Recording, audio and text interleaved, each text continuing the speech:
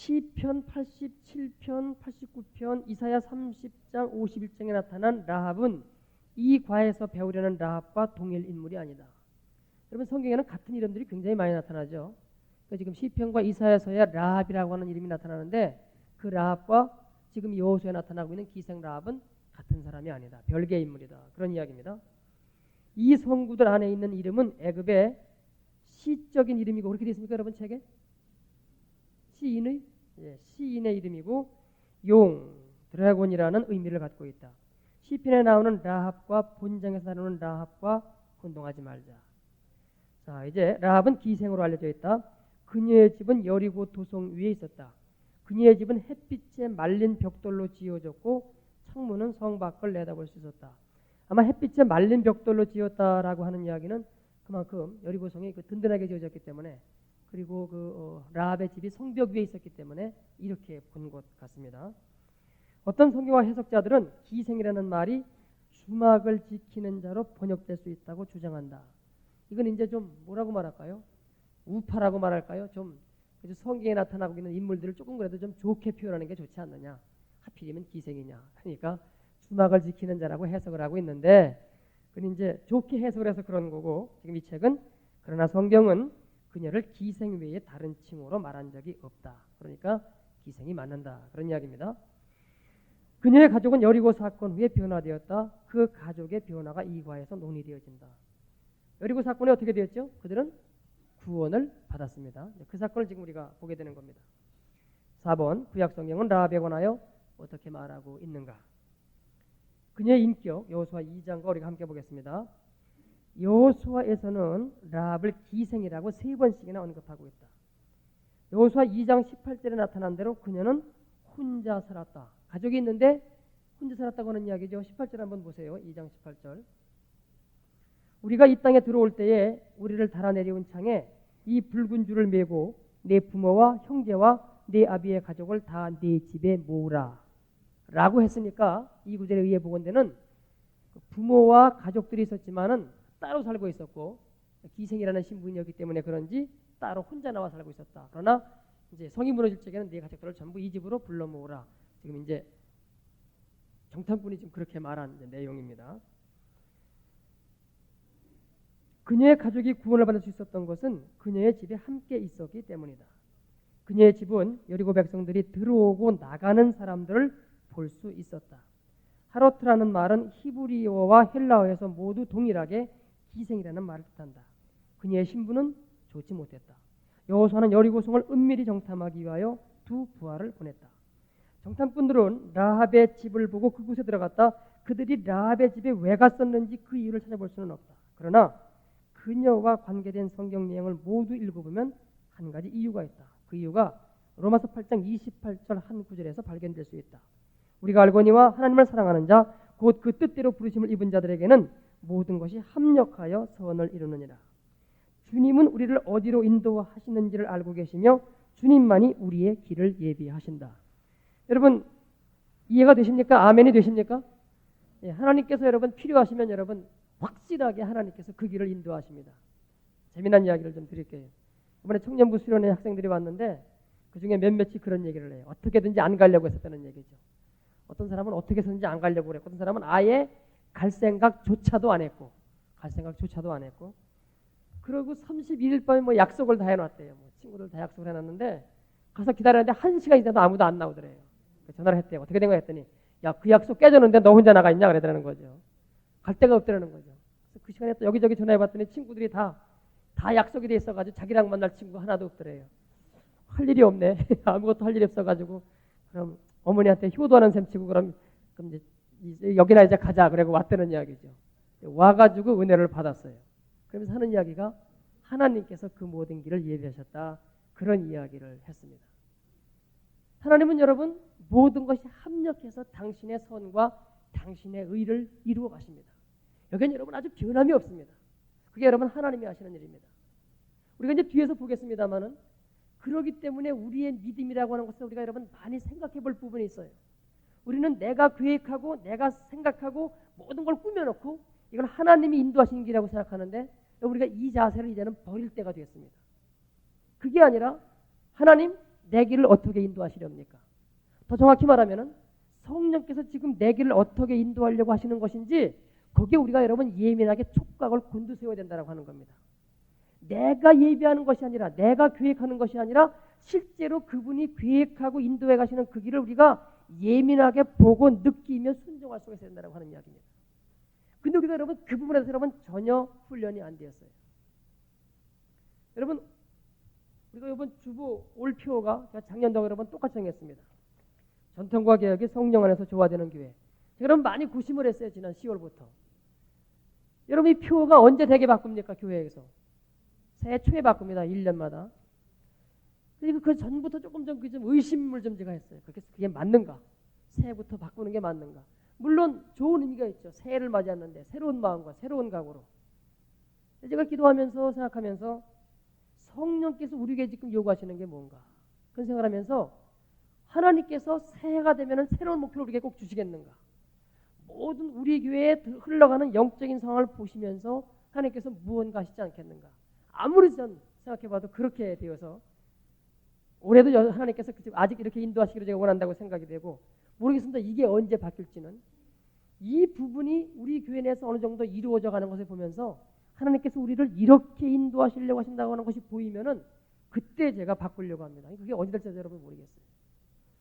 하나 제가 단적인 예를 들었습니다만은 우리가 신앙생활을 내가 계획해놓고 하나님을 글로 끌어들이려고 하는 것인지 정말로 하나님이 나에 대한 계획을 갖고 계신데 거기에 내가 따라서 가고 있는 것인지 우리가 여러분 좀 깊이 생각해 볼 필요가 있다라는 것입니다.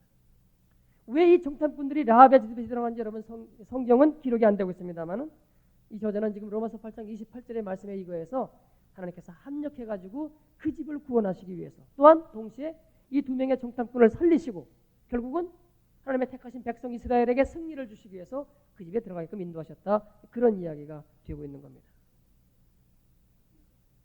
여러분이 라합이라고 하는 여자요. 외형상으로 보기에는 구원받을 만한 조건이 여러분 하나도 없습니다. 이방 여인이죠. 멸망받을 그럴 성에 지금 거주하고 있죠.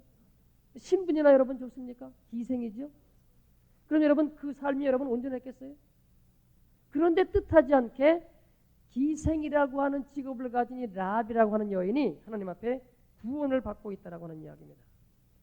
여러분 두 가지를 여기서 생각할 수가 있습니다. 하나는 라합이라고 하는 여인에게 믿음이 있었다라고 하는 이야기입니다. 근데 우리가 나중에 보겠습니다.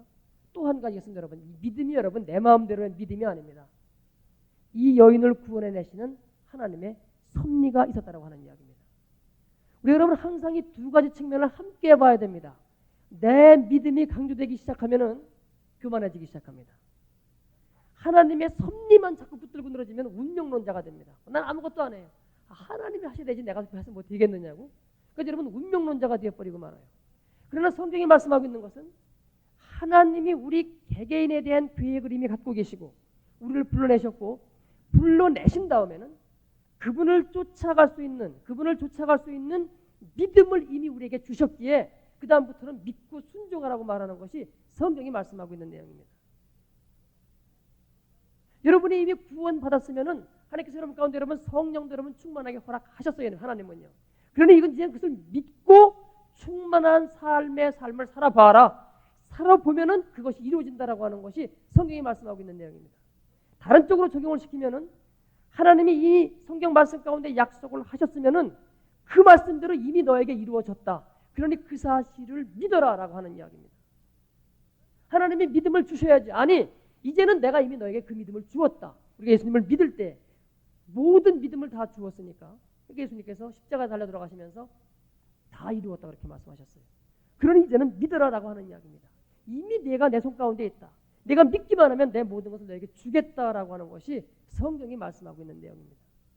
그렇기 때문에 하나님의 섭리와 우리의 믿음이 함께 잘 이거 맞춰가지고 나가야지 그 가운데 하나님께서 역사하시는 손길을 우리가 경험할 수 있다라고 하는 겁니다. 이해가 잘 안 되시면은 가만히 좀 잘 생각해 보세요. 그러시면 아마 이해가 될 겁니다. 또 한 가지 여러분 생각해 볼 게 있어요. 사람을 외모로 판단하면 안 된다라고 하는 겁니다. 우리는 여러분 너무 많이 외모로 사람을 판단합니다. 외적인 것을 여러분 판단합니다. 여러분 저는 교회에서 항전직 투표를 할 때도 보면은 정말 아주 외적인 것이 아주 많이 작용이 돼요. 제가 보면은. 그런데 여러분 외적인 걸 우리가 보면 안 되고 그분의 내적인 것을 여러분 봐야 됩니다. 하나님 항상 여러분 중심을 보십니다. 그 일을 왜 하는지, 그 일을 내 중심으로 하고 있는 것인지 하나님 때문에 하고 있는 것인지 우리가 여러분 그것을 계속 보아야 됩니다. 좀 극단적인 예입니다만 이런 예가 있지 않습니까? 자살은 여러분 하나님 앞에 죄입니다. 내 생명이 아니기 때문입니다. 하나님의 생명이기 때문입니다. 그러나 자살하는 사람이 마지막 숨이 넘어가는 순간에 아이고 하나님 잘못했습니다라고 회개했다라고 하면은 우리가 그 사람을 정죄할 수 있느냐? 물론 우리가 알 수는 없습니다만은 제가 하나의 극단적인 이해라고 했는데 그런 여러분 이해가 있지 않습니까? 그렇죠. 그러니까 마지막 숨이 넘어 아이고 하나님 이거 내가 잘못되었는데 근데 이미 숨이 끊었다라고 하면은 그 사람은 여러분 회개하고 죽은 것이기 때문에 우리가 그 사람에 대해서 뭐라고 말할 수가 있겠는가 그런 이야기입니다. 사람을 여러분 외모로 취급하면 여러분 결코 안 됩니다. 하나님의 은혜가 임하면은 여러분 외모가 여러분 무슨 상관이 있습니까? 하나님의 은혜가 임하면은 놀라운 사건들이 여러분 벌어지기 시작합니다. 그래서 사실 여러분 하나님의 은혜를 입는 게 중요합니다. 천사 가브리엘이 여러분 그 마리아에게 와서 여러분 뭐라고 말하죠? 은혜를 받은 자여 평안할지어다라고 말합니다. 은혜가 입혀지기 시작하면은 하나님께서는 무슨 일이라도 여러분 할 수가 있습니다. 혹시 여러분들이 교회 내에서 좀 별것 아닌 것처럼 여기고 하찮게 여겼던 여러분 그런 대상이 있다라고 하면 여러분 지금 이 시간 회개하십시오. 하나님이 그 심령을 붙들고 하나님께서 그 심령 천국에서 더 귀히 여기실는지 우리가 알 수가 없기 때문입니다. 여러분 결국 라합은 택함 받은 자입니다. 택함 받은 자 그리스도 안에 있는 자에게는 여러분 모든 사건이 다 의미가 있습니다.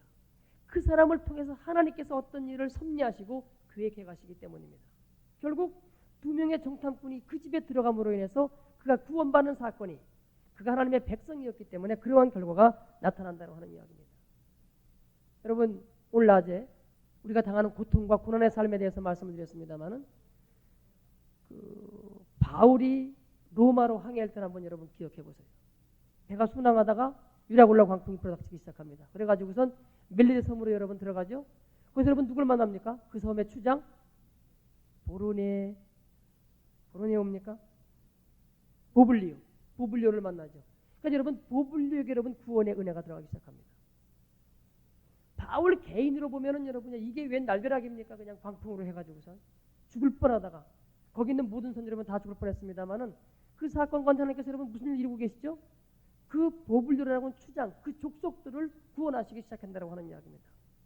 우리는 여러분 사건을 너무 나 중심으로 여러분 보면 안 됩니다. 하나님 중심으로 우리가 여러분 넓게끔 봐야지 돼요. 넓게 봐야 돼요. 요셉의 사건도 여러분 마찬가지고요. 하나님 중심으로 여러분 넓게 봐야 됩니다. 결국 본인의 그와 같은 고통과 고난의 삶이었지만 그 삶을 통해서 하나님께서는 멜리의 섬에 보블리오라고 하는 추장과 그 족속을 구원하고 계시다는 이야기입니다. 그래서 여러분 하나님의 택함 받은 사람은 어떤 상황, 어떤 일이 난다고 하더라도 거기에 다 의미가 있습니다. 하나님께서 그 일을 통해서 무언가 역사를 하시기 때문입니다. 여러분 가끔 이런 생각 안 드세요? 어떻게 저런 사람을 하나님이 구원하실까? 여러분 혹시 그런 생각 안 드세요? 네? 가만히 보면은 도무지 하나님도 어떻게 저런 사람을 구원하실까? 그런 생각이 들으시는 분들은 이렇게 한번 생각을 해보세요. 하나님이 어떻게 나 같은 것을 구원하셨는가? 그런 생각을 해보시면 여러분 됩니다. 도무지 구원받을 수 없는 것 같은 사람을 여러분 보시면은 바로 나 자신에게 대입하세요. 하나님이 어떻게 나 같은 것을 구원하셨는가? 여러분 믿어진다고 하는 건 여러분 내가 믿는 거 아닙니다. 이건 뭐 언제나 여러분 하나님의 은혜입니다. 믿어지는 거예요. 그냥 믿어져요. 여러분 우리 마음속에는 믿음으로만 채워질 수 있는 여러분 부분이 반드시 있어요. 그거 없으면 여러분 항상 허한 부분이 있어요. 여러분 여러분의 자녀들이 아동부, 중고등부를 여러분 다녀야 된다는 게 여러분 중요한 이유가 거기 있습니다. 아동부, 중고등부 다녀놓으면은요 말씀이 들었지요? 아직 그 심령 속에 들어가서 제대로 뿌리를 내리고 싹이 나지 않았다고 하더라도 하나님 만난 체험이 없어요. 그냥 건성건성 왔다 했어요. 그래도 커가지고 사회에 나가서 있으면서 항상 마음이 여러분 뭐가 있게요? 허전합니다. 이거 아닌데 외적으로는 재미있게 돌아가고 있는데 재미있게 돌아가고 말은 걔가 거기 재밌는 것처럼 뭐 하나님 버린 것 같아도요. 여러분 안 그래요. 그 마음속에 항상 허전한 게 있어요. 혼자 있으면 여러분 그런 생각합니다. 이거 아닌데. 뭔가가 있는데 내가 지금 뭐 이런 건 이거 아닌데. 여러분 그게 여러분 반드시 있습니다. 그런 심령은 여러분 나중에 어떻게 되겠습니까? 돌아오기가 쉽다라고 하는 이야기죠. 근데 말씀이 전혀 뿌리를 전혀 듣지도 못한 사람은 이게 전부인 줄 알아 그냥 속고 살고 있어요. 그러다가 한번 돌아오기 시작하면은 많은 사건 가운데 여러분 돌아오는 그런 것을 경험하게 되는 겁니다. 여러분 자녀들 말씀이 들어가서 뿌리를 내리고 싹이 나고 열매를 맺히는 것은 하나님이 하시는 일인데 어쨌든 교회에 착실하게 내보내시고 말씀을 듣는 것이 필요합니다. 그것이 언젠가 성령께서 역사하시면은 그를 붙드시기 때문입니다. 또 한 가지 여러분에게 제가 말씀드리고 싶은 게 있어요. 여러분 우리의 삶이 그분에게 붙들려서 쓰여지기만 하면은 그걸로 그냥 그만입니다. 여러분 그보다 여러분 영광된 일이 여러분 없습니다. 뭐 무얼로 쓰여진다고 하더라도 마른 막대기로 쓰여진다고 하더라도 근데 우리는 거기서 여러분 욕심을 내요. 내가 마른 막대기 가지고는 안 되겠는데 그래도 내가 좀 황금 지팡이로 좀 쓰여지겠는데 그런 일 우리가 욕심을 내는데 믿음의 사람들은 여러분 그런 욕심을 좀 버려야 됩니다. 하나님이 붙들어 쓰시는 그 자체로 여러분 만족해요. 뭘로 쓰시든지 간에. 근데 우리 거기 자꾸 여러분 인간적인 욕심과 인간적인 욕망을 갖다 여러분 거기다 덧붙여요. 내가 이래가지고 되겠어? 내가 교회에서 이런 일 해가지고 되겠어? 내가 그래봬도 자꾸만도 사람들 앞에 보이는 일, 남 앞에 드러나는 일을 우리가 하려고 자꾸 구하는 마음이 있는데 아니라고 하는 이야기입니다. 여러분 우리가 찾고 구하는 것은 어떤 일이 아니라 그리스도 자신입니다. 하나님 여러분 자신이에요. 그분과 함께 있는 것이 기쁘고 감사하고 그분과 교제하는 삶 가운데 있으면 여러분 그만이지. 그 가운데 그분이 붙어서 이렇게 쓰면 쓰임을 당하고 저렇게 쓰면 쓰임을 당하는 것이지 내가 무언가 쓰임 당하려고 내 뜻이 들어가기 시작하면은 여러분 그거는 반드시 옳지 않은 길로 가게 되고 옳은 신앙생활을 할 수 없다라고 하는 이야기입니다. 항상 나 자신을 살펴보는 기도가 필요합니다. 말씀을 보시면서 항상 나 자신을 거기에 비춰보는 게 필요합니다. 하나님께서 이런 계획 가운데 갖고 계신데 나는 이런 걸 하려고 지금 내 욕심으로 나가고 있는 것은 아닌가. 그것이 우리 가운데 여러분 항상 필요하다라는 것입니다. 넘어갑니다. 그녀의 사역 여호수아 2장 첫째로 라합은 여리고 왕의 명령에 불복종했다. 여리고 성에 정탐꾼 두 사람을 숨겨주었다. 3절로 6절 우리가 한번 보겠습니다. 2장 3절로 6절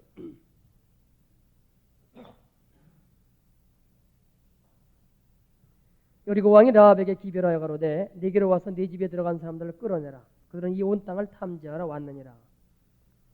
그 여인이 그 두 사람을 이미 숨긴지라 가로되 과연 그 사람들이 내게 왔었으나 그들이 어디로 서인지 나는 알지 못하였고 그 사람들이 어두워 성문을 닫을 때쯤 되어 나갔으니 어디로 갔는지 알지 못하되 급히 따라가라. 그리하면 그들에게 미치리라 하였으나 실상은 그가 이미 그들을 이끌고 지붕에 올라가서 그 지붕에 버려놓은 삼대에 숨겼더라. 그렇게 되어 있죠. 여러분 지금 라합은 지금 이 행위가 여러분 무엇을 지금 걸고 하는 행위입니까? 자기의 목숨을 지금 걸고 하는 행위입니다. 지금 여기에 우리가 지금 포인트 여러분이 있습니다. 저랑 같이 신앙생활 하시는 분들이 가끔 힘들대요. 자꾸 목숨을 걸라고 그래서 좀 힘들다고 그러시는데 여러분 목숨을 걸지 않으면 여러분 예수님이 말하는 진리를 알지니 진리가 너희를 자유케 하라고 하는 여러분 자유 없습니다. 목숨을 걸지 않으면 여러분 세상 것도 하나님 것도 항상 여러분 갈등 가운데 있습니다. 자유요? 무슨 자유가 있어요? 항상 마음이 여러분 복잡해요.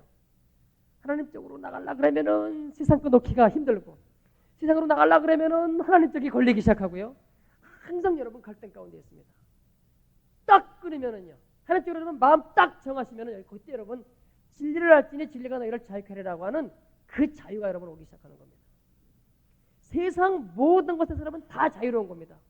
있어도 그만이고 없어도 그만이고 아무런 관계가 없는 건데 그건 여러분 완전히 끊고 내가 하나님만이라고 하는 것이 그게 여러분 죽음을 가고 나가는 여러분 신앙입니다. 어째 여러분 그거는 목사만 해야 됩니까? 왜 여러분 만인 제사장 소리 여러분 있습니까? 여러분도 다 제사장이라고 하는데 그렇지 않습니까? 이게 여러분 중요합니다. 하나님만이 나의 진리라고 하는 여러분 그런 고백이 확실하지 않으면은 여러분 신앙생활 계속 갈등 가운데 있습니다.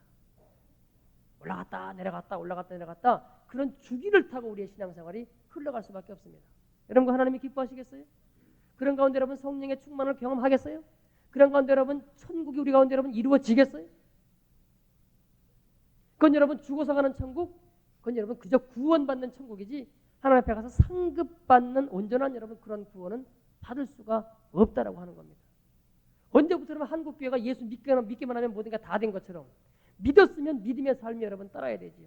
믿음의 결단이 여러분 필요하죠. 하나님이 싫어하시는 건 안 하겠다고 하는 여러분 그런 결단이 필요한 거 아닙니까? 여러분 새해 1월 1일 여러분 큐티하시면서 뭘 결단하셨어요? 다니엘의 여러분 마음을 정했어요. 다니엘의 여러분 마음을 정했어요. 여러분은 무슨 마음을 정했습니까? 새해 되시면서 내가 아닌 것은 아니고 끊겠다고 여러분 결정하신 게 여러분 뭐예요? 그런 게 있어요. 여러분 큐티를 제대로 하신 겁니다. 다니엘이 결단했구나. 아멘. 그건 여러분 이건 큐티라는 게 여러분 아니에요. 내 결단이 필요해요. 여러분 내 결단이. 우리는 너무 많이 성경을 남의 얘기로만 여러분 믿어요. 아이 맞는다는 얘기죠. 나하고는 관계없이 믿는 그런 가운데 있으니까 믿음의 능력이 나타나지도 않고 말씀에 나타나고 있는 그런 믿음의 실제가 우리 가운데 나타나지 않는다는 겁니다. 라합은 지금 목숨을 걸고 정탐꾼 두 사람을 숨겨줍니다. 그녀는 두 정탐꾼을 보호하기 위하여 왕의 전달자들에게까지 거짓말을 했다. 그녀는 이스라엘이 출애굽할 때 홍해를 건넌 것과 아모리, 시혼, 옥의 왕을 정복한 것을 들었었다. 민수기 21장도 같은 이야기입니다. 둘째로 라합은 두 정탐꾼을 보호함과 동시에 탈출을 계획했다. 4절 한번 보세요.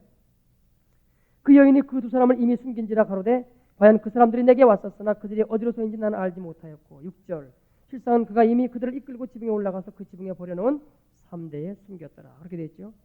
그녀는 그들에게 어디에 가서 얼마 동안 숨어야 하는지를 말해주었다. 그랬죠? 두 정탐꾼의 탈출에는 창문에서 달아내린 붉은색으로 된 굵은 줄이 사용되었다. 그 창문은 성 밖으로 위치해 있었다. 세 번째, 그녀의 믿음. 라합은 죄 많은 여인이었다. 그러나 그녀는 하나님의 섭리와 주권적 의지를 잘 믿고 있었다. 그녀 자신의 말들이 이 사실을 지적해준다. 구절을 찾아 써보라. 여호와께서 이 땅을 너에게 주신 줄을 내가 아노라. 우리가 너희를 심히 두려워하고 이 땅 백성이 다 너희 앞에서 간담이 녹나니. 여러분 어떻게 라합에게 여러분 이와 같은 믿음이 들어갔겠어요? 여호와께서 이 땅을 너에게 주신 줄을 내가 아노라. 어떤 과정을 통해 들어가는지 우리가 여러분 설명이 안 됩니다. 이거는 설명이 지금 나타나지 않고 있기 때문에. 그러나 여러분 근본적인 얘기 우리가 여러분 할 수가 있습니다. 하나님께서 그에게 여러분 그 믿음을 주신 겁니다. 믿음은 여러분 하나님이 주시는 거예요. 그 출애굽 이후의 모든 사건을 들으면서 특별히 요단 동편에서 아모리 왕과 옥, 시온의 왕 옥 두 왕을 섬멸하고 그런 이야기를 쭉 들으면서 아 이건 하나님이 함께 하시는 백성이로구나. 반드시 우리가 지금은 더 강하지만 우리가 저들에게 정복당하겠구나 하는 것을 그에게 믿음으로 왔다는 이야기죠. 그것은 여러분 하나님께서 주신 믿음입니다. 그래서 11절 그 마지막 부분은 너희 하나님 여호와는 상천하지의 하나님이시니라 그렇게 되어 있습니다. 위로 하늘과 아래로 땅에 너희 하나님만이 하나님이다. 그런 이야기죠. 그녀의 믿음은 단순한 믿음이었다. 그녀의 담대한 믿음은 두 이스라엘 사람을 구출하기 위하여 자신의 목숨을 아끼지 아니했으며 또 그들에 의하여 구원을 얻을 것이라는 것을 믿게 했다. 9절에 그녀의 믿음은 내가 아노라라는 두 마디 말로 표현되어 있다. 여기 여러분 그녀의 믿음은 단순한 믿음이었다. 여러분 그렇게 말씀하고 있어요. 이 말이 여러분 무슨 얘기인지 아세요? 그녀의 믿음은 단순한 믿음이었다. 지금 이 시대는 믿음에 대한 아주 설명은 굉장히 많아요. 믿음에 대한 설명은 아주 해설은 굉장히 많은데 진짜 믿음은 여러분 잘 안 보여요. 여러분 우리가 성경에 대해서 많이 알고 있다고 하는 것과 많이 알고 있다고 하니까 이 말씀을 정말 믿어서 살아있는 말씀으로 내가 붙들고 있다고 하는 건 여러분 다른 이야기입니다. 분명히 여러분 기억하세요? 알고 있는 것과 믿음으로 붙들고 있다는 이런 얘기 있다면 여러분 다른 얘기예요. 예수님의 옷자락만 만져도 낫는다라고 알고 있는 것과 만졌더니 나은 건 여러분 다른 사건입니다. 오늘 제가 여러분에게 좀 이 도전을 좀 주기를 원합니다. 여러분의 지금 믿음이 믿는다라고 말할 때 여러분 그걸 여러분 알고 있는 거 그냥 알고 있는 거 맞습니다. 동의합니다. 그건 여러분 하나님이 원하시는 수준의 여러분 아직 믿음은 아닙니다.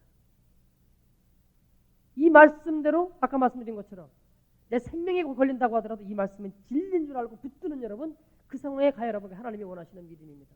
베드로가 여러분 그거 아닙니까? 베드로가 여러분 우리 지금 요한복음 보고 있으면 여러분 뭐라고 말합니까? 영생의 말씀이 계시오면 내가 어디로 가오리까? 또 나중에는 신앙 고백에 여러분 나오죠? 주는 그리스도 살아계신 하나님의 아들이시니이다. 틀렸어요 여러분? 얼마나 정확한 고백을 했어요. 그렇게 여러분 알고 있는 것과 계집종이 말할 때 여러분 도망가는 건 여러분 다른 사건입니다. 여러분 다른 사건이에요. 알고 있는 것 갖고 여러분 이거는 행함이 있는 믿음이 나타나지 않습니다.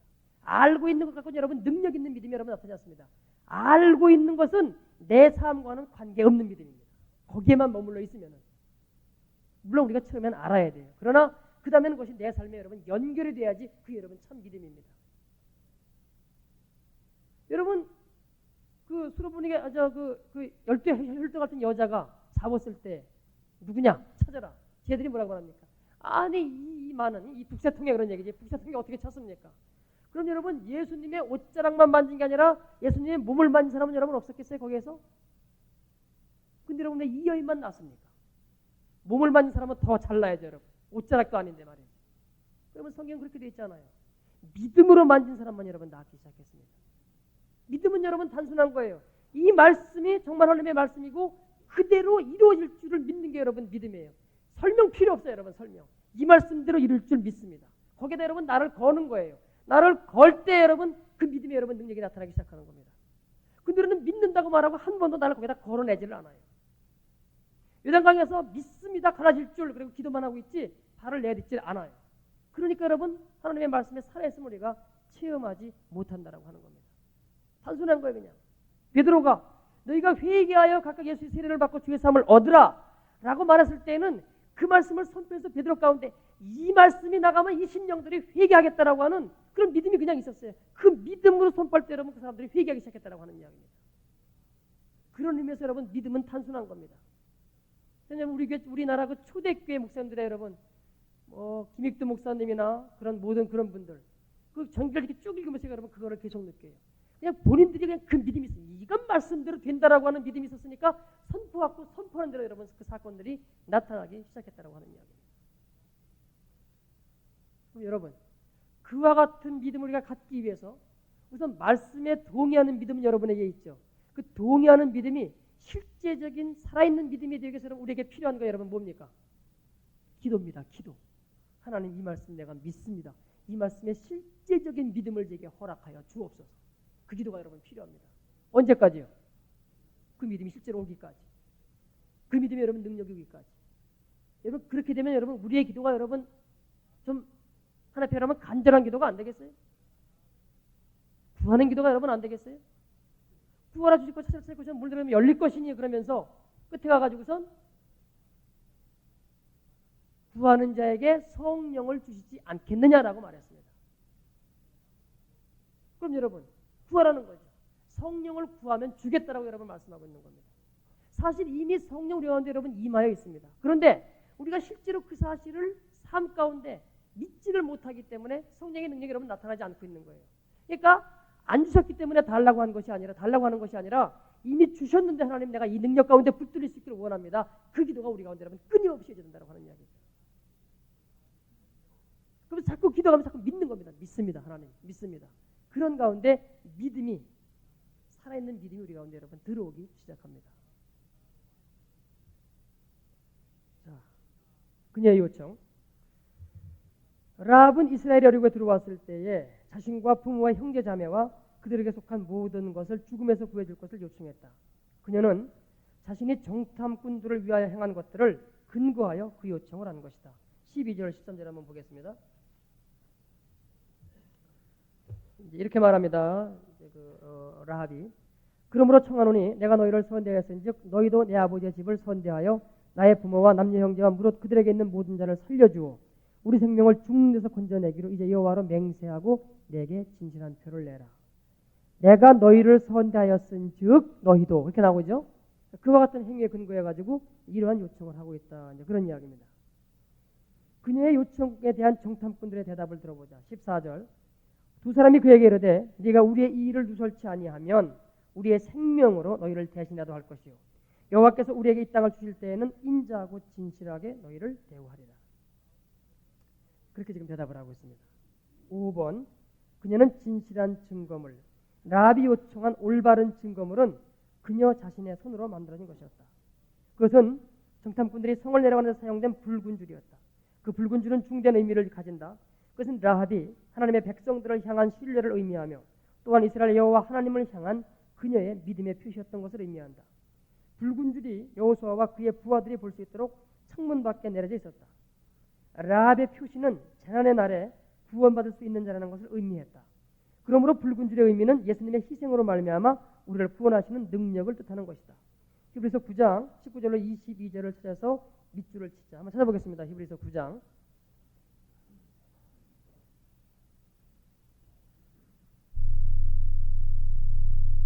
361쪽입니다. 신약 362쪽.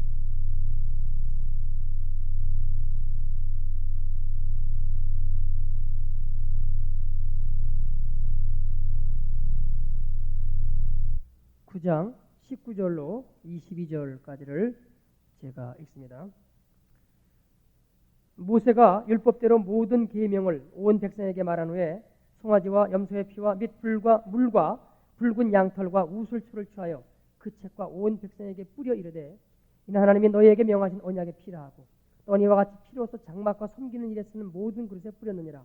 율법을 조차 거의 모든 물건이 피로서 정결케 되나니 피 흘림이 없은즉 사함이 없느니라. 그런 말씀입니다. 여러분, 그 모세가 율법을 반포하고 난 다음에 쓰이는 모든 기구와 그런 것들에 대해서 다 제물을 잡아가지고 여러분 피를 뿌렸습니다.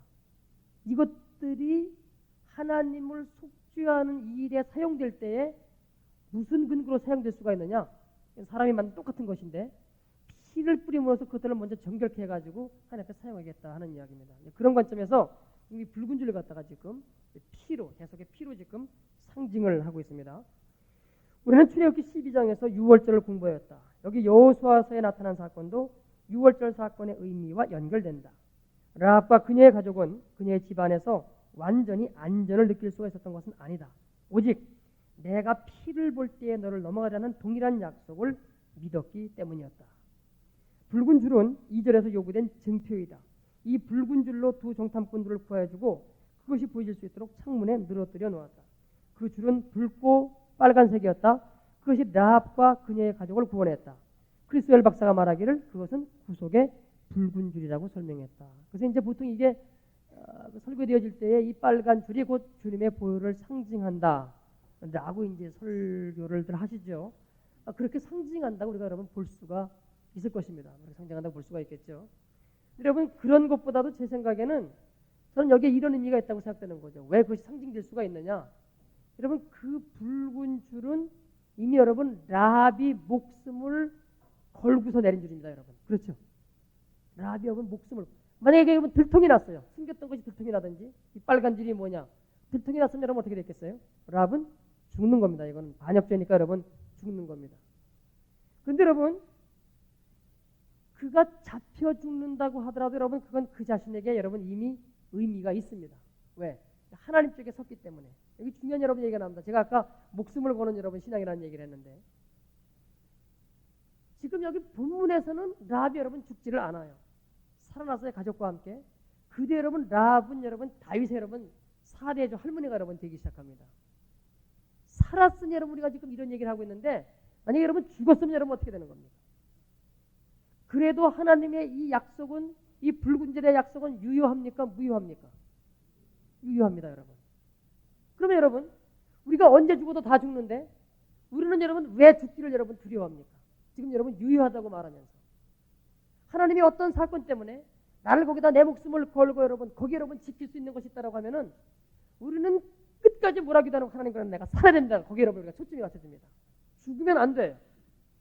그러니까 여러분 그거는 죽음을 각오한 신앙이 아니에요.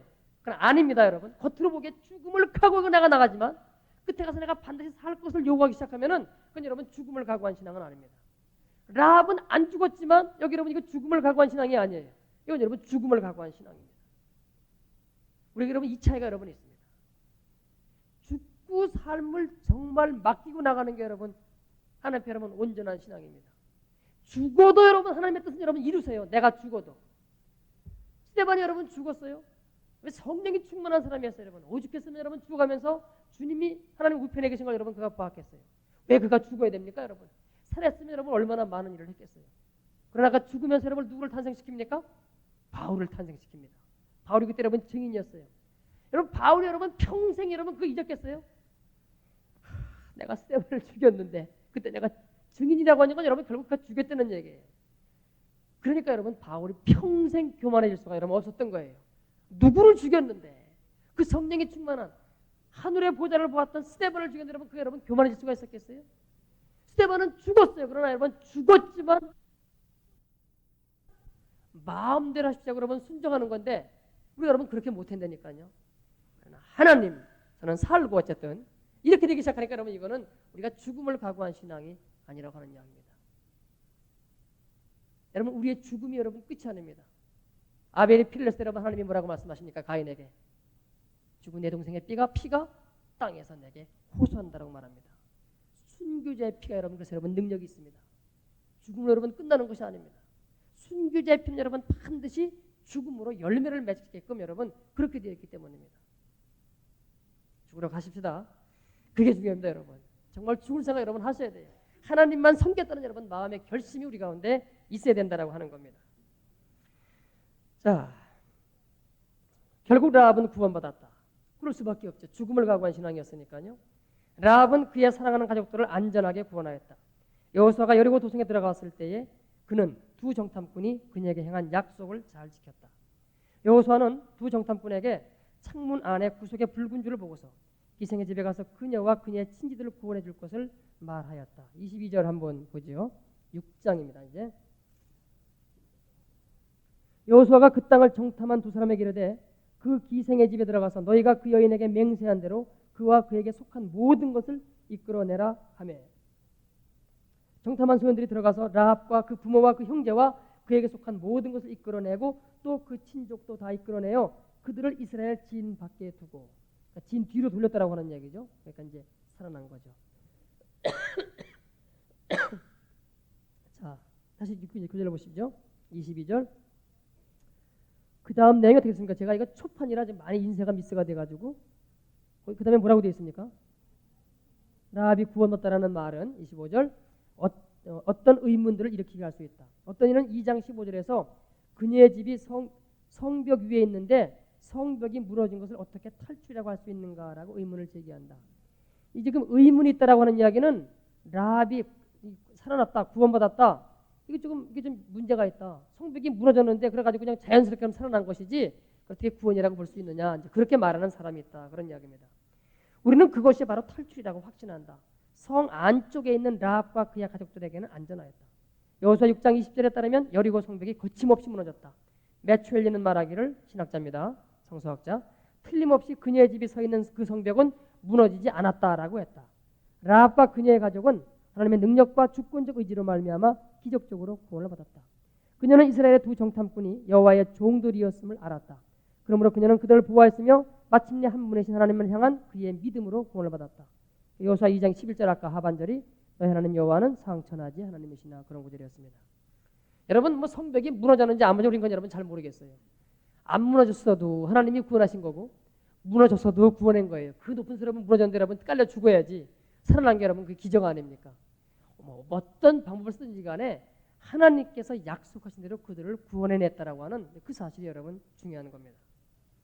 신약 성경은 라합에 관해 어떻게 말하고 있는가? 라합은 예수님의 선조가 되었다. 마태복음 1장 5절 그냥 보겠습니다. 라합은 믿음으로 구원받았다. 그녀는 유다 지파에 속한 살몬의 아내가 되었다. 어떤 해석가는 살몬이 라합의 집에 들어갔었던 두 정탐꾼 중에 한 사람이었다고 생각한다.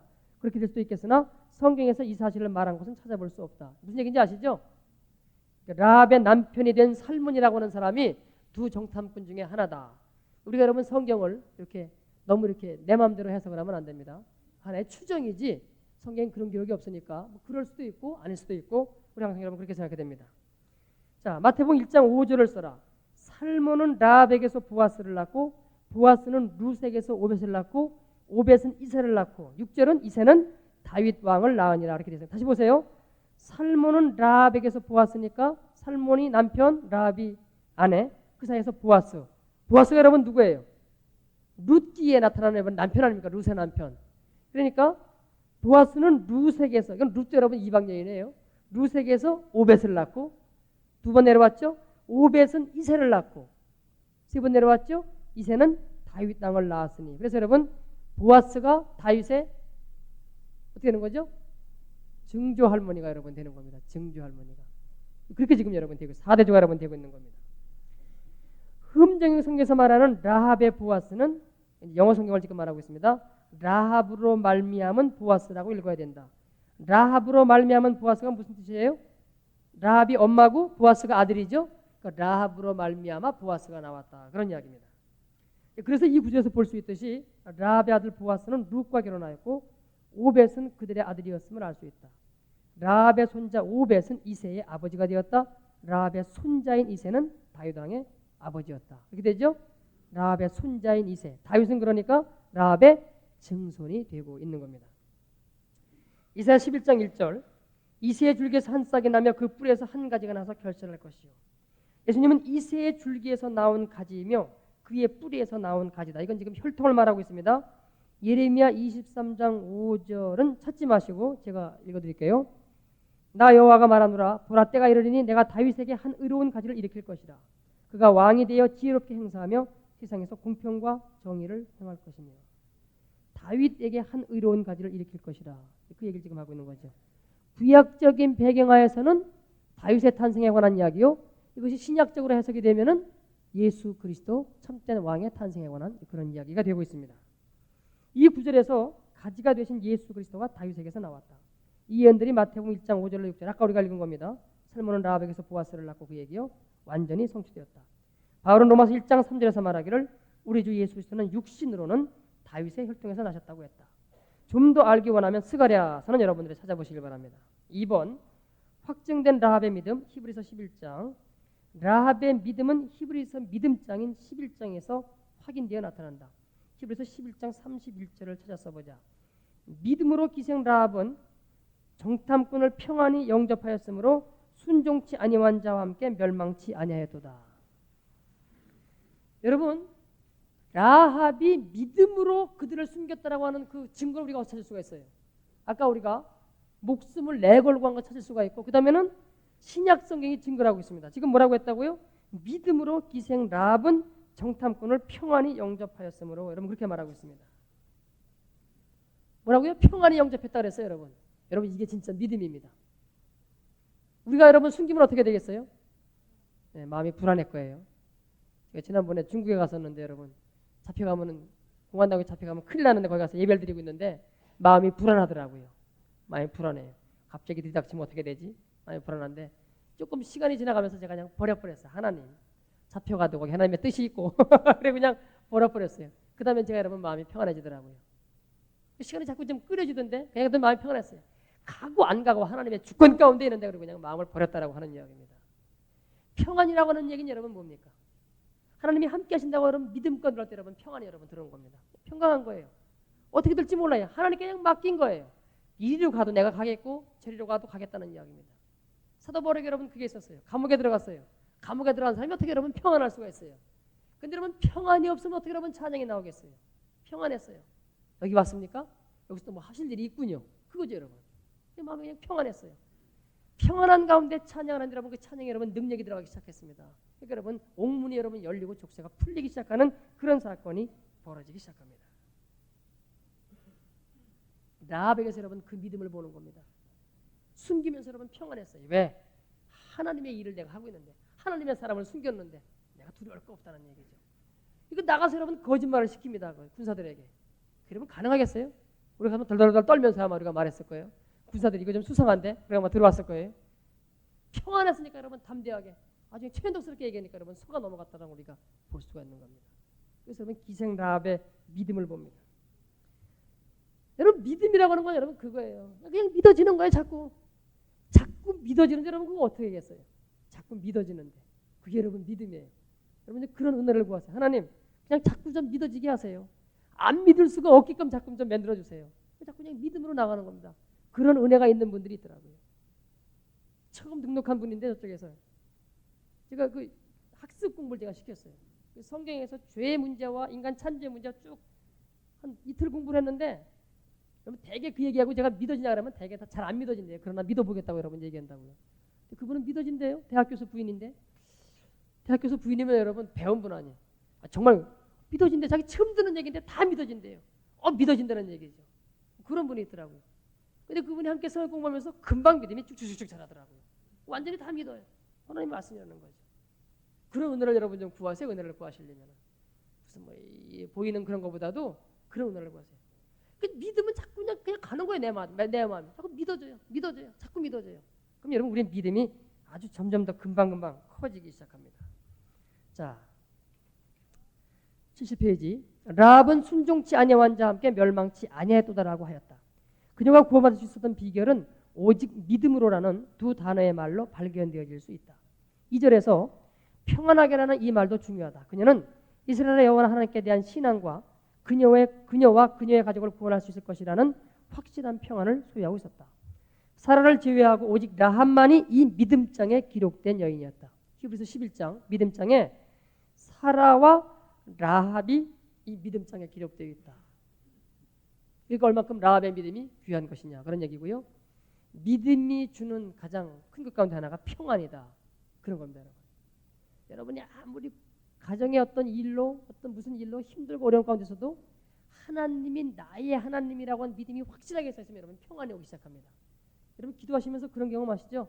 어떤 일을 놓고 한참 기도하는 가운데 마음에 평안이 오기 시작하면 하나님이 이 기도 들으셨다.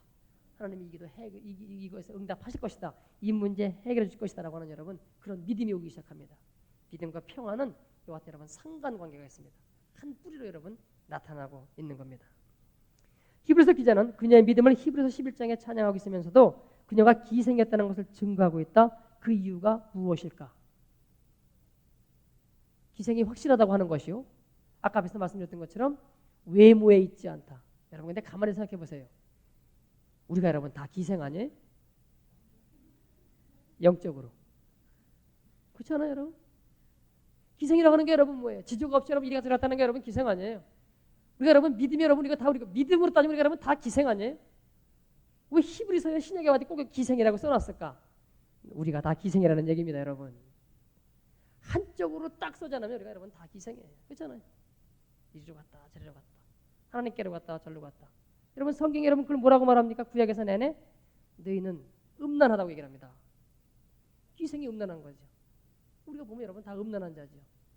우리가 기생인데 아까 여러분 말씀 여러분 생각해죠. 저 사람이 어떻게 구원받았을까? 그런 생각이 들면은 나를 생각해라. 그러니까 지금 여기 히브리서에 기생이라고 하고 있다. 우리가 기생이다 여러분 그런 이야기입니다. 그러나 여러분 소망이 있죠. 기생이 구원을 받았으니까 그게 여러분 중요합니다. 3번 라합의 믿음은 행위를 나타냈다. 야고보서 2장 25절을 찾아 기록해 보면은 또 이와 같이 기생 라합이 사자를 접대하여 다른 길로 나가게 할 때에 행함으로 의롭다 하심을 받고 믿음으로만 아니니라. 앞에서 여러분 설명드렸으니까 제가 다시 말씀 안 드릴게요. 믿음은 반드시 여러분 행함이 따라 여러분 믿음이에요. 지식적인 동의는 여러분 믿음 아니에요. 믿음 아니에요. 여러분 그 세마지 예배 때 여러분 제가 그런 말씀 드렸죠. 그러면 십자가 달린 강도. 근데 여러분 그때 죽을 수밖에 없으니까 그러나 여러분 그 마음 속에는 만약에 여러분 살아서 내려왔다고 하면은 그 말씀대로 살겠다고 하는 각오가 있는 믿음이 여러분 그에게는 있었다고 저는 여러분 믿어요. 그런 거 없이 그냥 지식적으로 아멘. 당신 하나님의 아들입니다. 빠이빠이. 그런 건 여러분 아니라고 저는 생각해요, 여러분. 이번 정말 하나님의 아들. 나는 이제는 그렇게 살아야 되겠다. 근데 그렇게 살 수 있는 기회는 없이 여러분 간 것뿐이죠. 그렇잖아요? 그러니까 여러분 그 믿음이 여러분 낙원에 갈 수 있는 믿음 아니겠어요? 여러분 삶에 여러분 계속 적용하세요. 나를 여러분 변화시키겠다는 여러분 마음의 결심을 가지세요. 변화되지 않으면 여러분 가짜예요. 가짜예요. 행함이 있는 믿음. 바울이 히브리서 11장에서 라합이 믿음으로 의롭다함을 받았다고 말하는 반면 야고보는 그녀가 행함으로 의롭다함을 받았다고 말한다.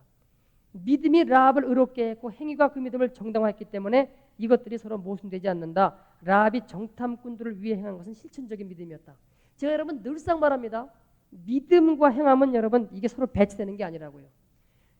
제가 한 가지 더 말씀드릴게요. 왜 자꾸 이 문제가 지금 우리에게 지금 거론되는 거 아니에요? 우리는 지식적인 동의를 믿음이라고 착각하기 때문에 여러분 그렇습니다. 히브리인들의 개념은 여러분 아닙니다. 히브리인들의 개념은 지식적인 동의를 여러분 믿음이라고 생각하지 않아요. 하나님이 말씀했으면은 그 말씀대로 내가 따라가는 것을 여러분 그들은 믿음이라고 생각합니다. 그럼 여러분 생각해 보세요. 그 사람들은 말씀대로서 따라 삽니다. 독질하지 말라, 간음하지 말라, 뭐하지 말라, 뭐 하라 여러분 다 했어요. 그러니까 예수님 봤을 때 바리새인들이 자기를 다 했다라고 하는 이야기죠. 다만 거기서 지적하는 것은, 문제가 지적된 것은 속 심령의 새로워짐이 없이 외적인 것만 추구했기 때문에 문제가 되었던 것이지, 히브리인들의 믿음의 개념은 지식적인 동의가 여러분 믿음이 아닙니다. 이거는 말씀이 나왔으면 그 말씀대로 살아가는 게 그들의 여러분 믿음의 개념이에요. 근데 이게 왜 여러분 이 분리가 되기 시작하는 거니, 믿음과 행함이 헬라 철학으로 여러분 넘어오면서 이게 바꿔지기 시작합니다. 여러분 헬라 철학의 효시가 여러분 소크라테스, 플라톤, 아리스토텔레스를 이렇게 나가는데, 그 당시 여러분 소피스트라고 있었어요. 괴벨론자들. 그 사람들은 논리를 갖고 따져가지고선 상대방을 이기면은 그게 여러분 진리입니다. 그러니까 히랍 철학의 진리는 이치가 맞으면 그게 진리예요. 이치가 맞으면 삶의 문제와 관계없이 논리를 갖고 따져가지고선, 그래가지고 여러분 이기면 여러분 그게 진리였어요. 그게 여러분 히브리인의 사고방식이 헬라인의 사고방식으로 오면서 믿음은 이치가 맞으면, 이론이 맞으면 진리라고 하는 그런 믿음으로 여러분 바뀌어지기 시작한 겁니다. 그게 여러분 서양을 돌면서, 그러나 여러분 그 가운데도 진실한 사람들은 함께 연기를 시켰지만은 그런 물결이 여러분 지금까지도 우리 가운데 흘러오고 있다라고 하는 겁니다. 그리고 여러분 이거 배척해야 돼요. 행함이 없는 믿음은 여러분 믿음이 아닙니다. 히브리인의 사고방식은 반드시 믿음하면은 바로 행함과 연결되는 것이 그들의 믿음이었어요. 그녀는 마음으로 믿고 입으로 시인하였다. 그리고 생명을 내걸고 행동했다. 이게 중요하죠. 생명을 내걸고 행동했다. 믿음의 정의는 히브리서 11장에서 말하고 있다. 믿음은 바라는 것들의 실상이요 보지 못하는 것들의 증거라. 라합은 볼 수는 없었으나 그 실체가 그녀의 마음속에 있었다. 이게 중요한 얘기입니다. 라합은 볼 수는 없었으나, 누가 여러분 믿음을 봅니까? 그러나 그 실체가 마음속에 있었다라고 하는 이야기입니다. 야고보는 그녀가 기생했다는 사실을 또 말하고 있어요. 그죠? 우리에게 여러분 자꾸 지금 너희가 믿음이라고 하는 면에서도 기생이고 행함이라고 하는 면에서도 기생이고, 그 면을 지금 우리가 가운데 보여주고 있습니다. 6번, 이거를 통해서 우리가 배울 수 있는 교훈은 무엇인가? 1. 기생 라합은 그리스도의 족보 안에 있었다. 예수님은 죄인들을 위하여 오셔서 자신을 죄 많은 인간들과 동일하셨다. 마태복음과 누가복음 안에 있는 그리스도의 족보를 살펴보자. 아까 우리가 보았고요. 두 번째, 그리스도는 유다, 베레스, 다말, 라합 등 그러한 사람들에게서부터, 이게 다 여러분 도덕적 윤리적으로도 온전치 않은 사람들입니다. 지금 여기 다 그의 은혜를 확대해 나가시면서 이 땅에 오셨다.